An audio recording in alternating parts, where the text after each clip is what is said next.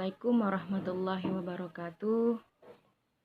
Baiklah, perkenalkan nama saya Dedek Noviani. Saya dari BPI 6A, Prodi Bimbingan Penyuluh Islam, Fakultas Dakwah, Universitas Islam Negeri Sultan Toha Saifuddin Jambi.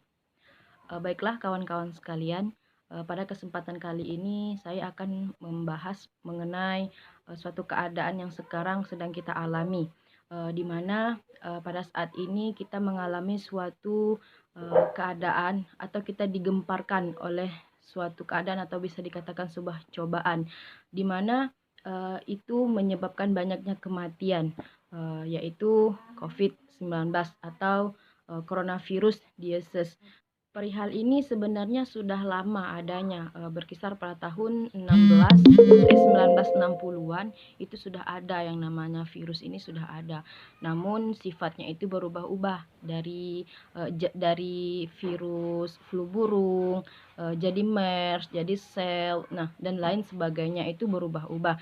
Namun pada tahun akhir 2019 itu berubah menjadi COVID-19 atau coronavirus disease tadi. COVID-19 sebelumnya itu terkenal sebagai novel 201 novel coronavirus atau penyakit pada pernapasan. Namun Organisasi Kesehatan Dunia meresmikan nama tersebut menjadi COVID-19, yang mana itu dirubah pada Februari 2020. Itu resmi sudah menjadi COVID-19. COVID-19 telah menyebar ke berbagai negara termasuk di Indonesia. Jumlah kasus yang terkena virus corona di Indonesia terus bertambah sehingga di Indonesia telah banyak yang meninggal disebabkan virus tersebut. Maka dari itu saya menghimbau kepada masyarakat atau teman-teman sekalian untuk lebih berhati-hati lagi dengan keadaan yang sekarang. Pemerintah memberi kebijakan supaya kita untuk untuk menetap di rumah, untuk tidak keluar rumah, untuk tidak melakukan aktivitas di luar, sehingga dengan himbauan tersebut bertujuan untuk mengurangi atau memutus tali rantai penularan virus corona tersebut. Maka dari itu pada kawan-kawan sekalian atau masyarakat yang banyak yang di luar sana, jangan khawatir, jangan takut, karena ini kita bisa dikatakan sebagai sebuah cobaan atau teguran dari Allah untuk kita, supaya kita lebih berhati-hati lagi untuk kedepannya. Dan jangan lupa juga untuk selalu menjaga kesehatan tubuh, menjaga kesehatan lingkungan, selalu mencuci tangan di setiap 20 menit sekali. Itu kita diharuskan untuk mencuci tangan demi untuk terhindarnya atau menjaga kesehatan tubuh. Dengan kondisi kita yang seperti sekarang ini, kita disarankan untuk selalu mencuci tangan kita dengan sabun di tempat air yang mengalir. Terus kita disarankan juga untuk memperbanyak minum air hangat, dan selalu membersihkan pakaian dan juga disarankan untuk selalu berjemur agar kita terjauhkan dari virus-virus tersebut. Untuk kawan-kawan sekalian juga saya menghimbau dengan adanya ini tentunya ada hikmah. Di samping tadi saya telah memberikan tips dan trik untuk menjaga kesehatan kita, di sini saya juga ingin berbagi kepada teman-teman sekalian untuk yang harus kita amalkan pada saat sekarang itu. Ada ijazah tolak bala dari Habib Masyayikh Kiai Haji Hashim Asy'ari, yaitu yang berbunyi seperti ini. Li khamsatun utfi biha haral wabail kuruna al-mustafa wal murtada wabnahuma wal fatima wabnahuma wa Fatimah. lebih kurangnya seperti itu bisa kita amalkan atau kita baca di saat kondisi yang seperti sekarang ini. Setidaknya di sini kita sudah berikhtiar. Nah, selanjutnya kita bertawakal kepada Allah. Apapun yang terjadi itulah yang terbaik. Baiklah teman-teman sekalian, di sini saya juga ingin membahas sedikit mengenai hukum memperlakukan jenazah yang terpapar COVID-19. Nah, di sini sebenarnya kan dalam melakukan proses jenazah tersebut harus memenuhi 4 rukun. Yang pertama yaitu kita diwajibkan memandikan, mengkafani, menyolatkan, dan terakhir yaitu menguburkan. Namun di sini fatwa MUI Majelis Ulama Indonesia telah sepakat untuk jenazah yang terpapar COVID-19 ini diberikan ruksoh atau suatu keringanan, di mana di sini niatnya kita untuk mengurangi atau menghindari dari penularan COVID-19 tersebut. Kita diberi keringanan untuk diberikan dan mayit tersebut tidak dimandikan, tidak disolatkan, tidak dikafani, ditayamumkan saja, terus dimasukkan ke dalam sebuah kantong plastik untuk demi untuk terhindarnya dari COVID tersebut. Jika menurut para ahli yang dapat dipercaya bahwasanya yang memandikan jenazah yang terpapar COVID-19 ini membahayakan, maka diperbolehkan cukup mentayamumi mayit tersebut. Namun jika hal tersebut juga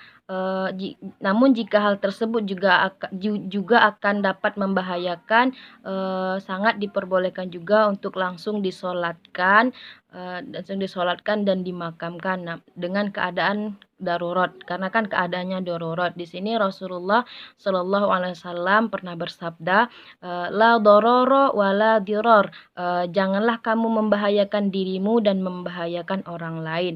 Nah, di sini kita mendapatkan sebuah ruksoh atau keringanan dari hal tersebut. Dan bagi orang yang meninggal karena disebabkan oleh COVID-19 ini bisa dikategorikan sebagai mati syahid akhirat. Nah, fatwa MUI telah sepakat bahwa tersebut adalah meninggalnya karena suatu wabah, maka dikategorikan sebagai orang yang mati syahid akhirat. Selanjutnya di sini saya ingin membahas mengenai tentang hukum sholat berjamaah di masjid dengan keadaan wabah penyakit seperti sekarang ini. Ada sebagian daerah itu memang di daerah tersebut disetopkan untuk melaksanakan sholat berjamaah di masjid, terutama masjid yang terletak di pinggir jalan. Maka itu sudah ada edarannya bahwasanya kita tidak diperkenankan untuk sholat berjamaah di masjid tersebut. Nah, hukumnya apa? Menurut saya itu kita bisa mengikuti hal tersebut karena di sini kita juga niatnya juga ingin menghindari atau menjauhkan diri dari penyebaran tersebut. Kita ingin memutus tali rantai penyebaran virus tersebut.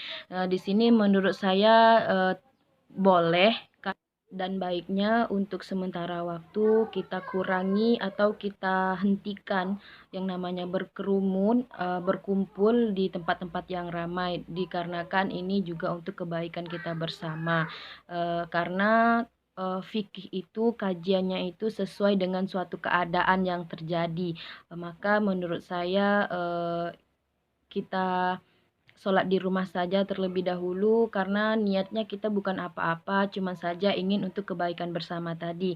Kembali lagi kepada diri kita masing-masing. Memang sebenarnya dalam keadaan yang seperti sekarang ini kita harus lebih meningkatkan ketakwaan kita. Namun menurut saya itu bukan taat, karena sudah diberikan instruksi bahwasanya harus berhenti dari kerumunan. Dengan adanya seperti itu, maka itu juga akan menyebabkan dari terkenanya virus. Logikanya gini, misalkan kita sholat di suatu masjid, sholat yang dari berkisaran 100 orang yang sholat berjamaah di masjid.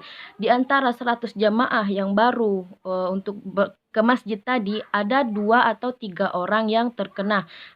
Terus ketika selesai sholat jamaah mereka pulang, kita lihat, kita ilustrasikan ada, dari antara 100 orang tadi udah terkena 50 orang. Nah, di situ kita bisa melihat, bahwasanya orang tersebut telah menyebarkan virus.